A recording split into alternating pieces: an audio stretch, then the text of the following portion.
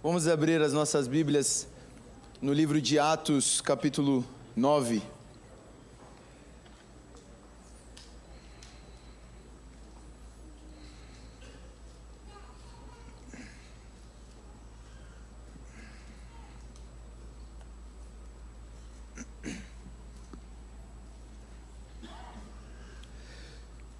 O tema da mensagem de hoje é a conversão de Saulo e a soberania de Deus na salvação. A conversão de Saulo e a soberania de Deus na salvação. Nós vamos ler a partir do verso 1. Atos capítulo 9, versículo 1 diz assim: Enquanto isso, Saulo ainda respirava ameaças de morte contra os discípulos do Senhor. Dirigindo-se ao sumo sacerdote, pediu-lhe cartas para as sinagogas de Damasco, de maneira que, caso encontrasse ali homens ou mulheres que pertencessem ao caminho, pudesse levá-los presos para Jerusalém. Em sua viagem, quando se aproximava de Damasco, de repente brilhou ao seu redor uma luz vinda do céu. Ele caiu por terra e ouviu uma voz que lhe dizia: Saulo, Saulo, por que me persegue? Saulo perguntou: Quem és tu, Senhor? Ele respondeu: Eu sou Jesus a quem você persegue. Levanta-se, entre na cidade, alguém lhe dirá o que você deve fazer. Os homens que viajavam com Saulo pararam emudecidos, ouviam a voz, mas não viam ninguém. Saulo levantou-se do chão e, abrindo os olhos, não conseguia ver nada. E os homens o levaram pela mão até Damasco. Por 3 dias ele esteve cego, não comeu nem bebeu. Em Damasco havia um discípulo chamado Ananias. O Senhor o chamou numa visão. Ananias, eis-me aqui, Senhor, respondeu ele. O Senhor lhe disse: Vá à casa de Judas, na rua chamada Direita, e pergunte por um homem de Tarso chamado Saulo. Ele está orando. Numa visão, viu um homem chamado Ananias chegar, impor-lhes as mãos para que voltasse a ver. Respondeu Ananias: Senhor, tenho ouvido muita coisa a respeito deste homem e de todo o mal que ele tem feito aos teus santos em Jerusalém. Ele chegou aqui com a autorização dos chefes dos sacerdotes para prender todos os que invocam o teu nome. Mas o Senhor disse a Ananias: Vá, este homem é meu instrumento escolhido para levar o meu nome perante os gentios, para reis, perante o povo de Israel. Mostrarei a ele o quanto deve sofrer pelo meu nome. Então Ananias foi, entrou na casa, pôs as mãos sobre Saulo e disse: Irmão Saulo, o Senhor Jesus, que lhe apareceu no caminho por onde você vinha, enviou-me para que você volte a ver e seja cheio do Espírito Santo. Imediatamente algo como escamas caiu dos olhos de Saulo, e ele passou a ver novamente. Levantando-se, foi batizado, e depois de comer, recuperou as forças. Essa é a palavra do Senhor, amém? Vamos orar?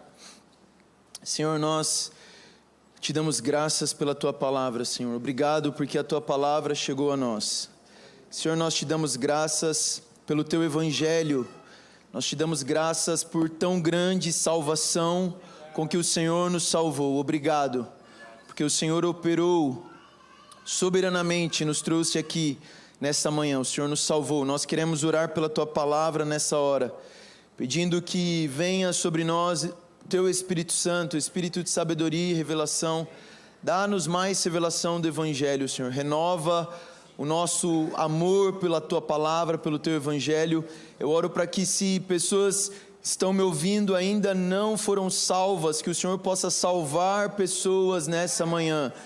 É o que nós te pedimos, Pai, em nome de Jesus. Amém. Bom, nós estamos diante desse texto, é um texto muito forte aqui no livro de Atos. Nós vamos falar sobre ele, a conversão de Saulo e a soberania de Deus na salvação. E a gente vai dividir a pregação em 3 partes, 3 pontos aqui. Nós vamos falar sobre o chamado divino, o chamado de Deus. Nós vamos falar sobre a convicção que um pecador precisa ter. E o terceiro ponto, nós vamos falar sobre a conversão. Então, chamado, convicção e conversão é o caminho que nós vamos trilhar aqui nesta passagem. E qual é o contexto aqui dessa passagem? Se você percebeu, a primeira frase aí do versículo 1 diz: enquanto isso, ou seja, estava acontecendo algo, e o que estava acontecendo é que, após a perseguição após o martírio de Estevão, uma perseguição muito forte começou na igreja primitiva, onde eles foram obrigados a sair de Jerusalém, e enquanto eles iam, eles pregavam o evangelho. Então, a partir aqui do capítulo 8, nós vamos começar a ver a expansão do evangelho para outras nações, a expansão do evangelho para os gentios. Mas, neste meio tempo, nós temos a conversão de Saulo. Então, estes capítulos aqui, do 8 até o 11, vão retratar o evangelho indo para os gentios. Então, é justamente por isso que a conversão de Saulo, ela é colocada nesse momento da narrativa. Porque Paulo, e aí já vamos começar aqui corrigindo algo que é muito falado, que Paulo mudou de nome depois que ele foi salvo, né? Quem já ouviu isso? Que Paulo mudou de nome depois que ele foi salvo. E por mais que ficou uma teoria muito bonita, né? Nossa, ele se converteu, foi salvo a ponto de Deus mudar o nome dele. Apesar de ser bonito, não é bíblico. A diferença aí entre Saulo e Paulo é apenas uma tradução. Então, Saulo é o nome hebraico de Paulo, é o nome entre os judeus, e Paulo é o nome grego dele, ou o nome romano. Então, é só uma questão de tradução de nome. O nome dele não foi mudado. E aqui ele é apresentado como Saulo justamente porque ele está nesse contexto aqui entre os judeus. Quando ele começa a pregar para os gentios, Lucas já começa a chamar ele de Paulo por conta disso aí. Então, neste capítulo 9, nós nos deparamos com a história da conversão de Paulo. E a conversão deste homem foi um pivô, foi central para o futuro da igreja. E era muito apropriada que fosse dessa forma devido à importância que Paulo tem na palavra e a importância que ele tinha no contexto da época. A conversão dele foi algo único. Nós não temos relatos tão dramáticos de conversão na Bíblia como o relato de Paulo. Paulo, ele era um homem único, por nascimento um judeu, por convicção um fariseu, por cidadania um romano, por educação um grego, então pela graça um cristão. Paulo tornou-se missionário, teólogo, evangelista, pastor, mestre, pregador, apóstolo, líder e tudo isso ao mesmo tempo. Seria difícil imaginar um outro homem como Paulo. Mas aqui no capítulo 9 não é a primeira vez que nós somos introduzidos a Paulo. Na pregação do Ângelo, quando ele fala sobre a pregação de Estevão, ali no finalzinho do capítulo 7, nós vemos que existe um homem que está testemunhando e aprovando a morte de Estevão. As roupas dos que mataram Estevão estão aos pés deste homem, e este homem é Saulo, este homem é Paulo. E é muito interessante porque quando nós olhamos para o capítulo 7... é como se o capítulo 9 fosse uma resposta à oração que Estevão faz no final do capítulo 7. Quando Estevão está sendo apedrejado, ele diz: Senhor, não os considere culpados deste pecado. E o que nós vemos no capítulo 9 é justamente Deus perdoando aquele que cometeu um pecado contra Estevão. Irmãos, a graça de Deus é algo maravilhoso. Nós estávamos cantando aqui, cantamos tanto sobre a graça e sobre o evangelho hoje, e eu peço que você deixe o seu coração aberto para ouvir mais uma vez o evangelho, para permitir que o Senhor fale com você. Amém? Vamos falar um pouco mais sobre Paulo usando as próprias palavras do apóstolo Paulo. Você não precisa abrir, mas a conversão de Paulo, ela é descrita pelo menos mais 2 vezes no livro de Atos. Atos capítulo 22 e Atos capítulo 26, em 2 momentos em que Paulo está sendo julgado e ele vai se defender. E Paulo, segundo as próprias palavras dele, no capítulo 22 ele diz: sou judeu, nascido em Tarso, da Cilícia, mas criado nesta cidade, Jerusalém. Fui instruído rigorosamente por Gamaliel na lei de nossos antepassados, sendo tão zeloso por Deus quanto qualquer de vocês hoje. Perseguiu os seguidores deste caminho até a morte, prendendo tanto homens quanto mulheres e lançando-os na prisão, como podem testemunhar o sumo sacerdote e todo o sinédrio. Em Atos 26 ele diz: como fariseu, vivi de acordo com a seita mais severa da nossa religião. Eu também estava convencido de que deveria fazer todo o possível para me opor ao nome de Jesus, o Nazareno. E foi exatamente isso que eu fiz em Jerusalém. Com a autorização dos chefes dos sacerdotes, lancei muitos santos na prisão. E quando eles eram condenados à morte, eu dava o meu voto contra eles. Muitas vezes ia de uma sinagoga para outra a fim de castigá-los e tentava forçá-los a blasfemar.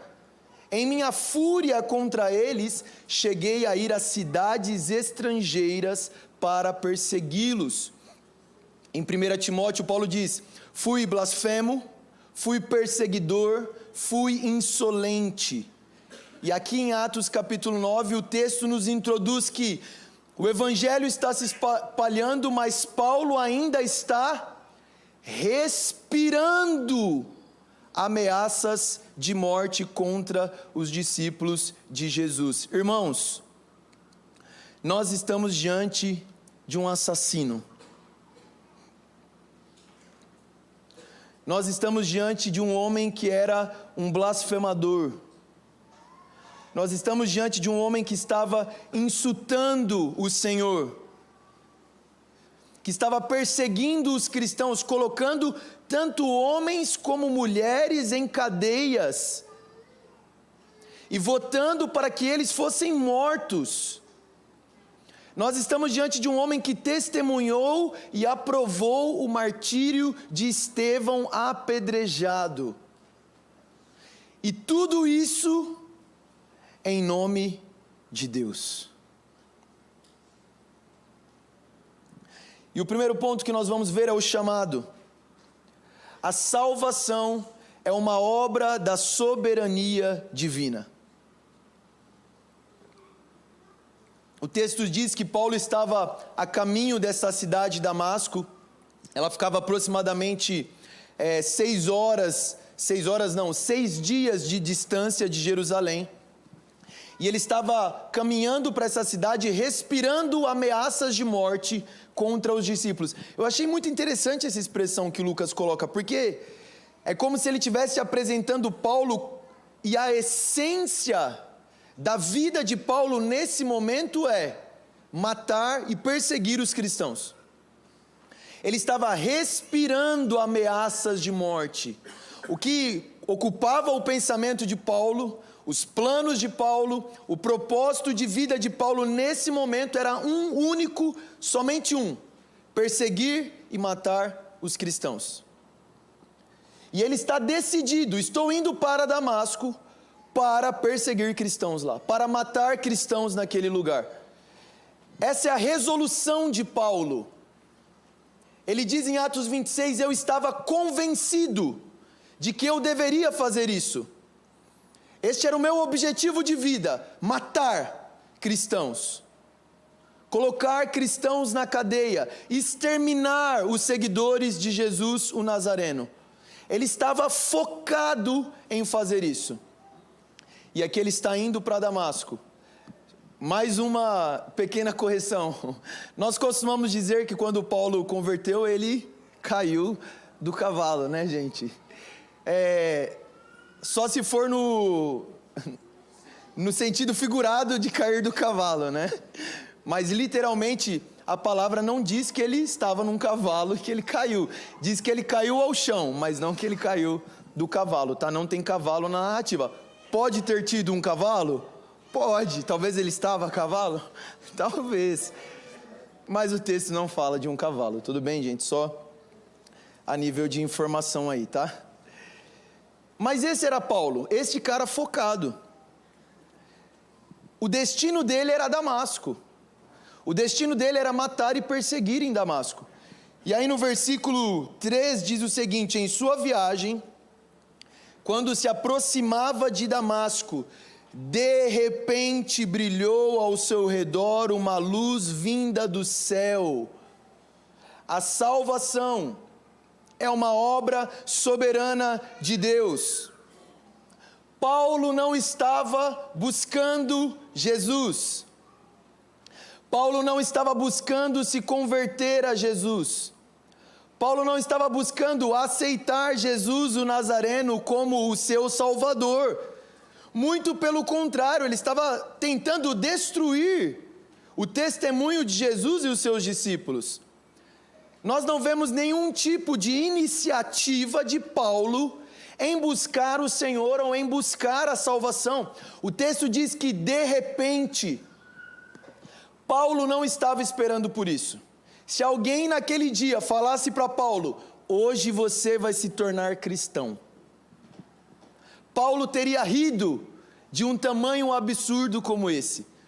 Nunca passou nos pensamentos de Paulo que um dia ele iria se tornar um discípulo daquele que ele estava perseguindo. De repente, uma luz brilhou. De repente o Senhor o chamou. Foi algo repentino, foi algo inesperado, não foi algo planejado, não tinha um apelo acontecendo. Ele estava indo, você percebe que ele estava no caminho de pecar, ele estava em profundo pecado, ele estava indo matar pessoas, e neste momento, de repente, uma luz brilha do céu e fala com ele. A salvação, irmão, de qualquer pessoa, seja qual for a história dela, a salvação de qualquer pessoa, seja o testemunho que essa pessoa diz acerca da própria salvação. A salvação de qualquer pessoa é uma obra totalmente iniciada pelo Senhor. Todos que foram salvos, só foram salvos porque assim Deus quis. Ninguém foi salvo porque ele buscou a Deus primeiro. A salvação é uma obra que Deus inicia nas nossas vidas. Em Gálatas capítulo 1, versículo 15, Paulo diz: Deus me separou desde o ventre materno e me chamou por sua graça. Paulo está dizendo que desde o ventre materno, Deus já tinha escolhido ele para a salvação. No ventre materno, gente, ele não tinha consciência de nada, ele não fazia absolutamente noção de nada do que significa a vida, ele estava no ventre da mãe dele, mas ele diz: o Senhor já tinha me escolhido, o Senhor já tinha me separado, e um dia o Senhor me chamou. O chamado do Senhor é um chamado irresistível. Quando Deus chama alguém, é impossível que esse alguém resista ao chamado do Senhor.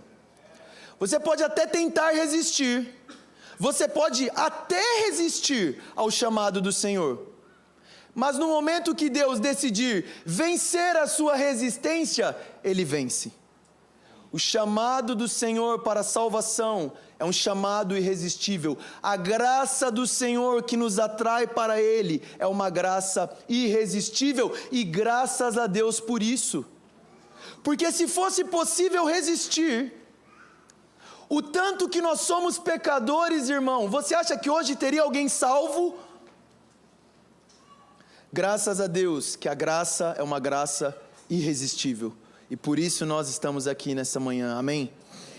Muito interessante, porque nas outras narrativas diz que o horário em que Paulo teve essa visão foi meio-dia. E o sol de meio-dia é o sol mais forte que nós temos, é um sol que brilha muito. Mas no capítulo 26, Paulo diz que ele viu uma luz mais brilhante do que o sol. Quem é esse que se revela e consegue brilhar mais do que o sol no seu fulgor? Paulo teve uma visão de Jesus Cristo que mudou a vida dele completamente. E perceba, Paulo não estava sozinho. Irmãos, uma luz que resplandece mais do que o sol ao meio-dia. brilha diante de Paulo, ele testemunha que vê Jesus o Nazareno. Ouve uma voz falando com ele, mas os homens que estavam ao redor dele não viram Jesus, não entenderam o que a voz dizia. Sabe por quê? Naquele dia, Deus queria salvar Paulo. Será que esses homens converteram? Não sabemos, né? Mas a história diz que eles vão para Damasco e Ananias prega o evangelho. Quem sabe eles converteram. Mas o que eu estou querendo enfatizar, Deus quis salvar Paulo neste momento. Somente ele viu a luz, somente ele ouviu a voz. João 6,44 diz: ninguém pode vir a mim se o Pai que me enviou não o atrair.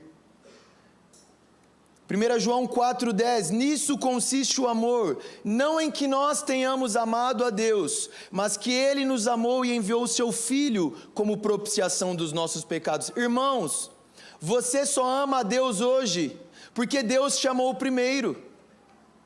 Você só consegue louvar ao Senhor, porque o Senhor te salvou. Você só veio até Jesus, porque o Pai te atraiu. Entre nós temos o hábito, e até falamos isso para a linguagem ficar mais acessível, mas quando fazemos apelo, costumamos dizer: quem deseja aceitar Jesus no seu coração? E essa é uma pergunta teologicamente equivocada, porque não somos nós que fazemos uma escolha em aceitar Jesus ou não. Na verdade é o contrário. O Senhor é quem escolhe nos aceitar como seus filhos. Ninguém vem a mim se o Pai não o atrair. E no versículo 9, a ordem: levanta, vai até a cidade e lá te direi o que você deve fazer. Irmãos, não existe nenhuma expressão de Paulo em buscar aqui o Senhor. A nossa salvação pertence totalmente a Deus. Ele é completamente soberano na nossa salvação. E o segundo ponto, a convicção. O primeiro ponto é o chamado. Deus, Ele é soberano na nossa salvação. O segundo ponto é a convicção que o pecador precisa ter. A voz, no versículo 4 diz: Saulo, Saulo, por que me persegue? E Saulo perguntou: quem és tu, Senhor? O texto diz que Paulo, quando vê essa luz, ele cai por terra. Paulo agora está começando a responder ao Evangelho. Paulo agora está na posição que todo homem precisa estar para ser salvo, prostrado, com o rosto em terra. Saulo cai por terra e uma voz diz: Saulo, Saulo, por que me persegues? E isso aqui é muito interessante, porque Saulo estava perseguindo quem? Os discípulos. A voz não diz: Saulo, Saulo, por que você perseguiu Estevão? Saulo, Saulo, por que você permitiu que acontecesse com Estevão aquilo e não fez nada para intervir? A voz não diz: Saulo, Saulo, por que você está indo até Damasco para perseguir os discípulos? A voz diz: Saulo, Saulo, por que você me persegue? Por que você está lutando contra mim? Por que você está me perseguindo? A convicção que todos os pecadores precisam ter é de que os nossos pecados, em última instância, todos eles são cometidos contra Deus. Paulo não estava perseguindo simplesmente os discípulos de Jesus. Paulo estava perseguindo o próprio Jesus. O pecado de Paulo não era contra aquelas pessoas simplesmente, mas o pecado de Paulo era contra o próprio Cristo. Paulo está caindo em si de que ele está perseguindo Jesus, o Filho de Deus, e essa é a convicção de que todos nós, como pecadores, devemos ter. Os nossos pecados não são simplesmente uma ofensa contra o próximo, os nossos pecados são uma ofensa contra Deus. Davi, no Salmo 51, ele diz: Senhor, eu pequei contra ti, somente contra ti. Isso aqui é muito interessante, E eu fiquei pensando muito na vida da igreja. Não é a aplicação primária disso aqui. Quantas vezes nós achamos que o nosso problema é com o outro? Quantas vezes nós achamos que o nosso pecado é com o outro? E nós temos que resolver com o outro ou internamente? Sim, nós precisamos. Mas em última análise, nós precisamos resolver os nossos dilemas com Deus. Em última análise, todos os nossos problemas têm uma fonte, têm uma origem, a nossa relação com Deus. Se você tentar ficar resolvendo a sua vida simplesmente numa esfera exterior, com as pessoas, com as circunstâncias ao seu redor, você pode zerar tudo, mas se você não resolver o seu problema de relacionamento com Deus, estes problemas vão continuar te cercando. Nós não estamos perseguindo as pessoas. Obrigado, eu só preciso do ar-condicionado, seria melhor. O nosso problema, no final das contas, não é com as pessoas. O nosso problema, no final das contas, é com Jesus. A voz que chega até Paulo é: por que você me persegue? E aqui nesse texto não tem, mas no texto de Atos 26, tem uma frase bem célebre de Jesus que é, e eu tenho a impressão que ninguém entende bem essa frase, né? Duro é para ti recalcitrar contra os aguilhões. Paulo, duro é para ti recalcitrar contra os aguilhões. Mais uma versão mais atualizada poderia estar dizendo: resistir ao aguilhão só lhe trará dor. Mesmo assim ainda não ficou claro, né? Mas aguilhão era uma ferramenta que os camponeses, os fazendeiros usavam para conduzir bois. E era basicamente uma lança que tinha uma ponta muito afiada, e aquilo servia para conduzir o boi. Se o boi estava indo para um lado errado, aquele condutor iria pegar o aguilhão e enfiar ele no boi para ele ir para o outro lado.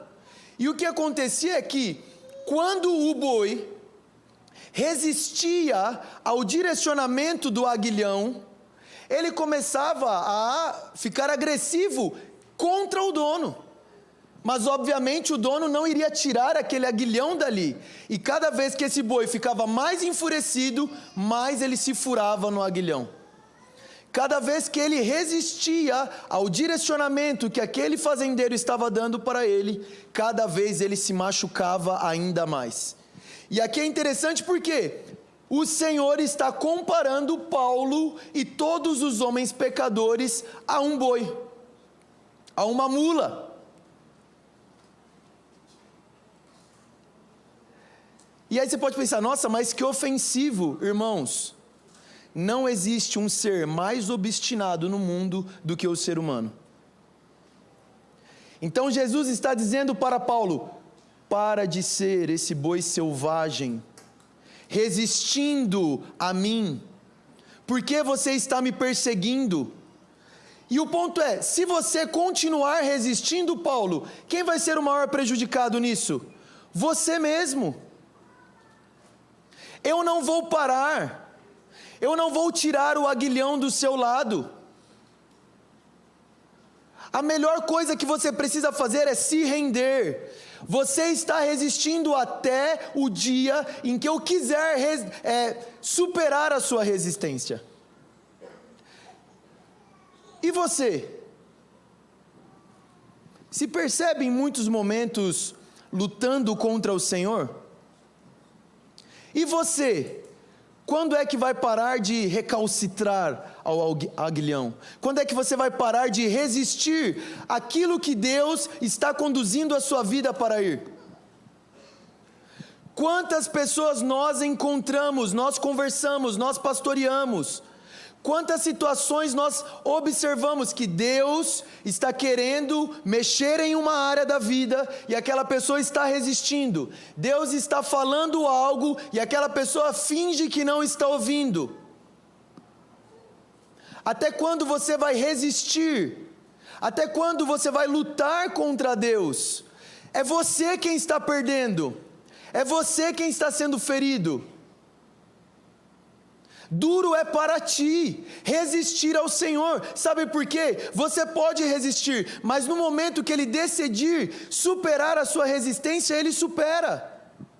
Não tem como vencer o Senhor. E ao mesmo tempo que isso é duro, isso é maravilhoso.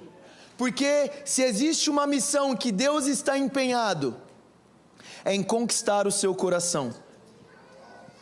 Se existe uma missão que Deus está empenhado, é transformar você, que muitas vezes parece um boi selvagem, em alguém semelhante a Jesus Cristo. Essa é a maravilha da graça soberana de Deus.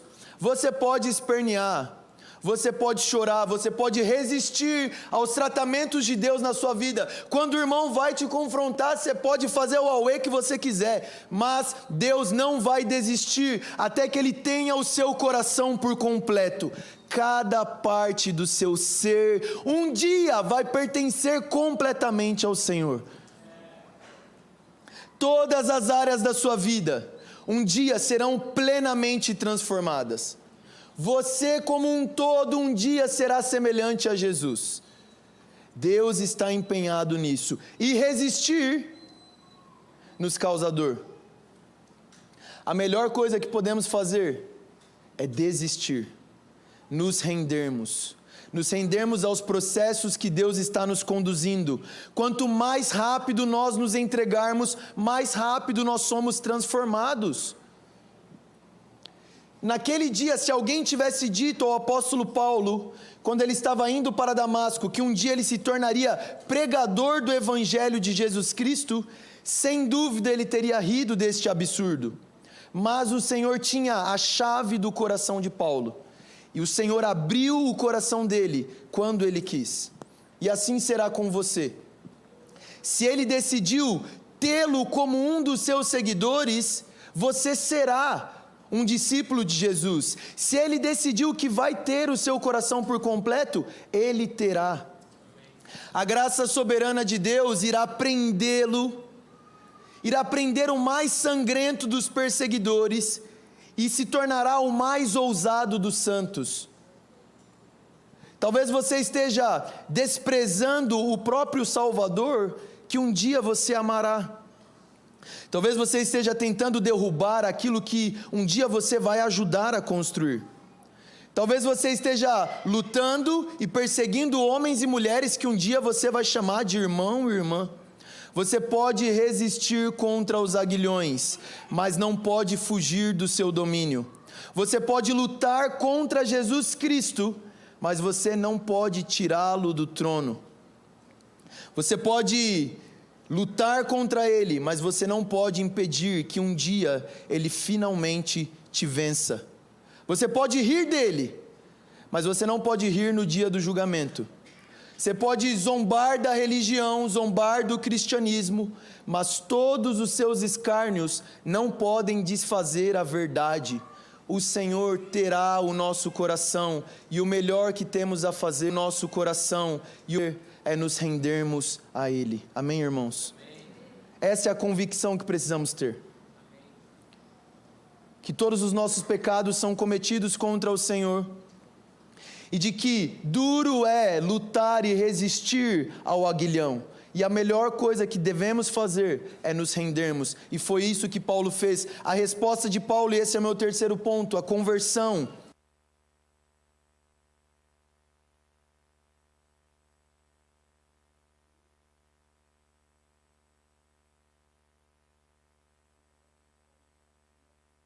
Ele estava encontrando com alguém que não era simplesmente um ser humano qualquer. Paulo sabia que ele estava encontrando com o Senhor, e a resposta de Jesus é: eu sou Jesus. Irmãos, Jesus era um nome comum da época. Tinha muitas outras pessoas que chamavam Jesus na época, mas em nenhum momento Paulo pergunta: qual? Paulo tinha plena certeza de quem é que estava falando com ele. Eu sou Jesus a quem você está perseguindo.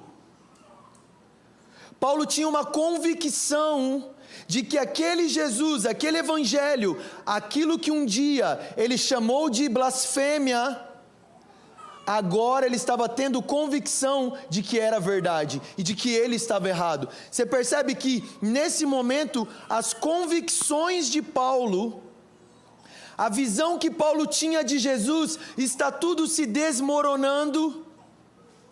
Aquilo que Paulo estava dizendo que era uma mentira, aquilo que Paulo estava perseguindo, na realidade era um fato, era verdade. Jesus ressuscitou dentre os mortos, Jesus é Senhor. Aquela pregação de Estevão, eu fiquei imaginando, né? A Bíblia não relata, mas eu tenho por mim que a consciência de Paulo já estava extremamente agitada nesse tempo aqui. Porque aquela pregação de Estevão, ele ter pregado com tamanha coragem e ousadia, e Lucas faz questão de registrar que ele estava lá, aquilo causou algo na consciência de Paulo. E aqui ele chega à conclusão: Estevão estava certo. E se ele chega à conclusão de que Estevão estava certo, ele também chega à conclusão: eu matei Estevão.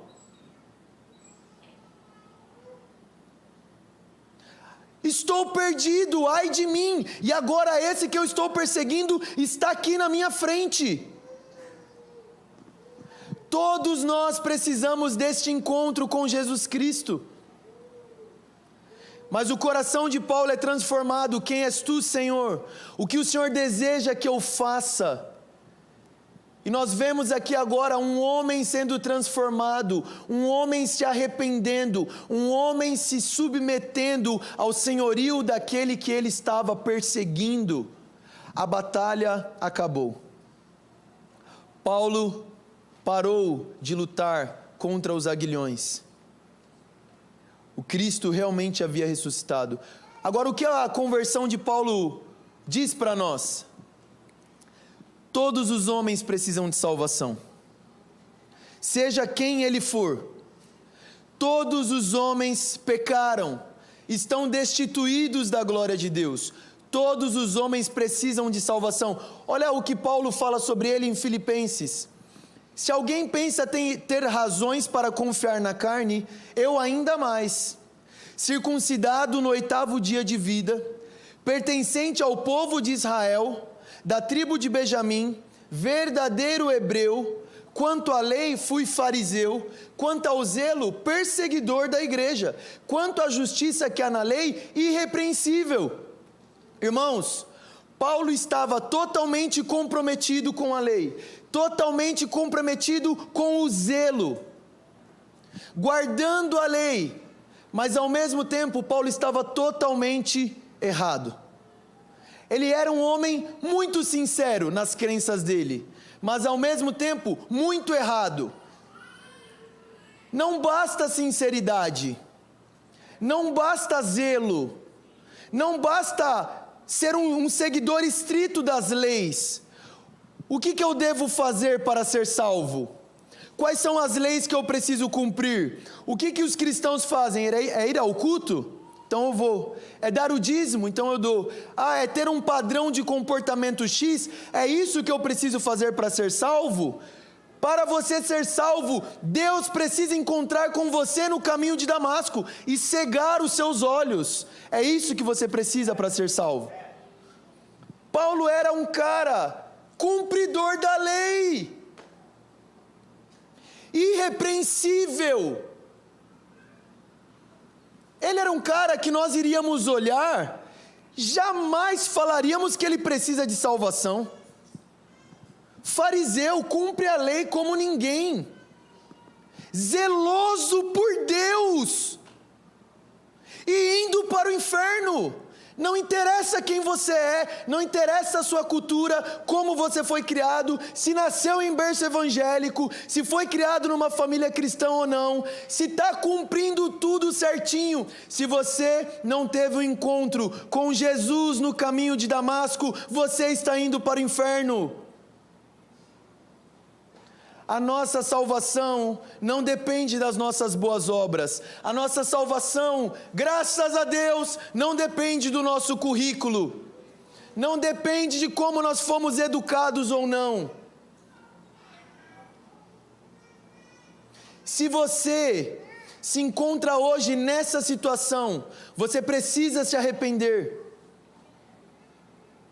Talvez você está passando a sua vida inteira achando que você é crente, mas você não é. Se você não teve uma experiência que transformou você de um que perseguia a igreja para um pregador do evangelho, talvez você ainda não teve uma experiência de salvação. Você que está me ouvindo em casa também, talvez você não teve essa experiência ainda. A conversão custou para Paulo, irmão. Ele estava fazendo um ótimo trabalho, falando para todo mundo que aquilo era errado. No dia seguinte, então, sabe aquele Jesus? Era verdade. Você acha que para Paulo foi simples isso? Mas nós estamos vendo um homem de fato transformado. Tudo aquilo que Paulo construiu, irmão, desmoronou. Todo o patamar que ele atingiu dentro do judaísmo foi por água abaixo. Jesus que ele estava perseguindo era real. Você tem noção do que é isso?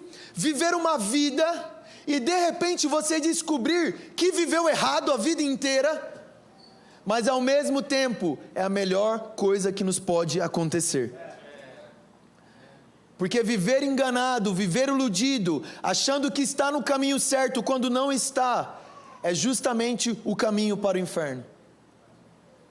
E nesse momento, Deus está transformando, convertendo o caminho de Paulo.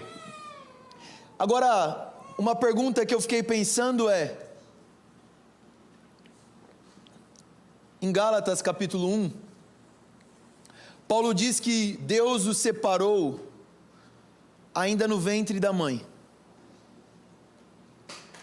Mas Deus chamou Paulo apenas aqui em Atos capítulo 9. Ele foi escolhido no ventre da mãe. Enquanto o Senhor transbordou sobre mim, com a fé e o amor que estão em Cristo Jesus. Esta afirmação é fiel e digna de toda aceitação. Cristo Jesus veio ao mundo para salvar os pecadores, dos quais eu sou o pior.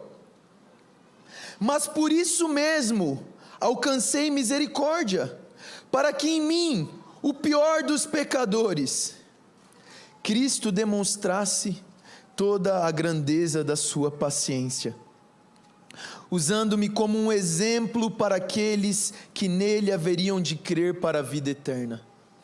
Por que que Deus permitiu que Paulo fosse tão longe, para depois chamar Paulo?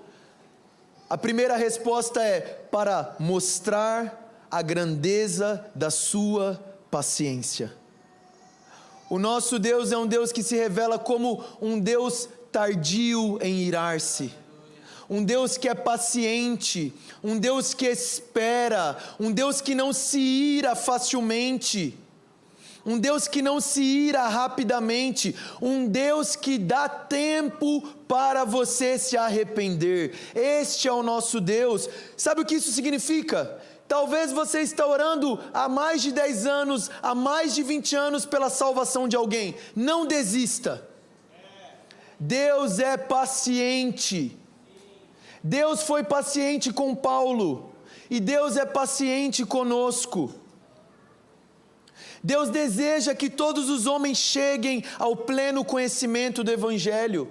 Deus deseja que todos os homens se arrependam.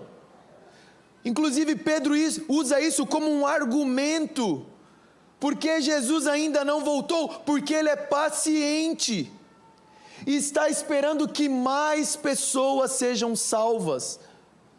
Mas Paulo diz que isso aconteceu com ele também para servir de exemplo.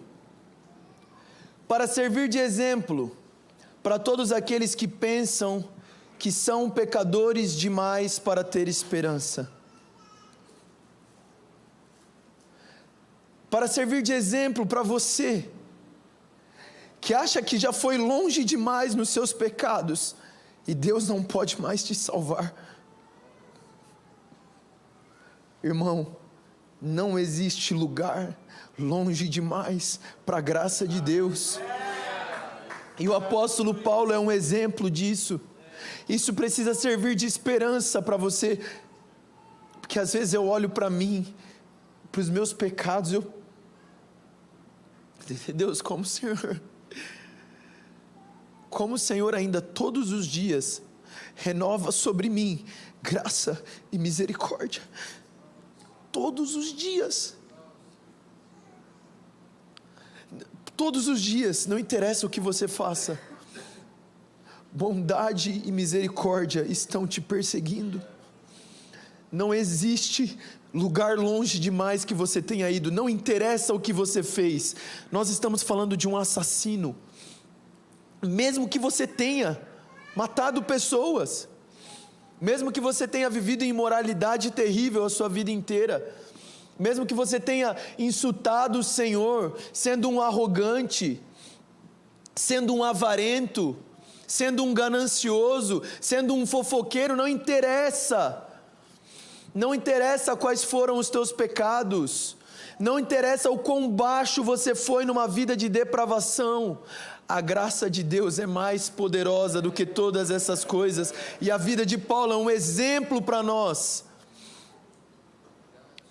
Se você está longe, a graça de Deus pode ir mais longe ainda para te salvar. Se você nesta manhã, se você está me ouvindo e se você está desesperançoso, eu quero te lembrar, Deus é um Deus soberano, Deus é um Deus forte, Deus é um Deus poderoso. Se Ele salvou Paulo, Ele pode salvar qualquer um. Se Ele salvou você, Ele pode salvar qualquer um. Se Ele me salvou, Ele pode salvar qualquer um. Nunca diga que aquela pessoa ali não tem esperança. Nunca diga isso, nunca pense que alguém não tem esperança.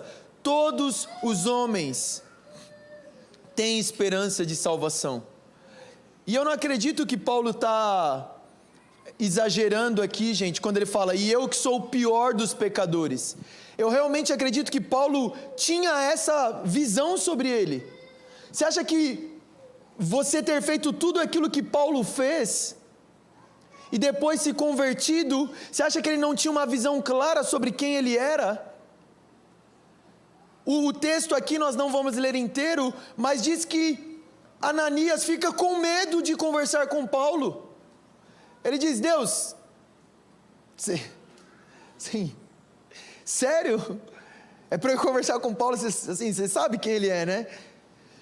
E diz que depois Paulo foi ter com os outros discípulos e os discípulos não queriam receber Paulo. Barnabé teve que levar Paulo aos discípulos. Você imagina o que é isso? Você imagina o que é Paulo chegando diante dos outros apóstolos e os apóstolos lembrando que Paulo matou Estevão? Mas isso aconteceu para servir de exemplo para nós, que não existe um poço que é profundo demais, que a graça de Deus não possa nos resgatar. O que nós podemos aprender, Deus salva os inimigos mais endurecidos. Deus pode salvar qualquer um. Sabe o que isso significa? Pregue o Evangelho. Pregue o Evangelho. Nós não sabemos quem Deus escolheu desde o ventre ou não. Então o que nós temos que fazer? Pregar para todo mundo. Deus pode salvar qualquer pessoa, por isso o que nós devemos fazer? Continuar pregando o Evangelho. Mesmo que você já está orando por alguém, pregando o evangelho por anos, não desista. Deus pode salvar qualquer tipo de pessoa. Não existe alguém que é pecador demais, que seja forte demais para Deus salvar aquela pessoa. E Deus pode fazer do principal dos pecadores o principal dos missionários. Talvez você pode até pensar, não, eu fui salvo. Tudo bem, eu entendi que eu era pecador, eu fui salvo. Mas servir a Deus, ser um missionário, não, isso é demais, não. Ser salvo, tudo bem, entendi. Mas agora eu vou ser salvo, eu vou ser ali o mais simples dos irmãos. Não vou poder servir a Deus por causa de tudo que fiz. Deus pegou o principal dos pecadores e transformou ele no maior apóstolo que já existiu, que escreveu mais da metade do Novo Testamento. O homem que olhou para os outros e diz: eu trabalhei mais do que todos eles, não por mim, mas pela graça de Deus. Deus pode transformar a vida de qualquer pessoa. O Evangelho pode transformar a vida de qualquer pessoa, especialmente dos improváveis. E especialmente daqueles que ninguém bota fé. Não precisa botar fé.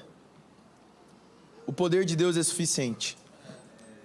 O poder de Deus é suficiente para transformar perseguidores em apóstolos. E a última coisa que nós aprendemos é que ninguém pode ser salvo por sua própria vontade e mérito. E graças a Deus por isso.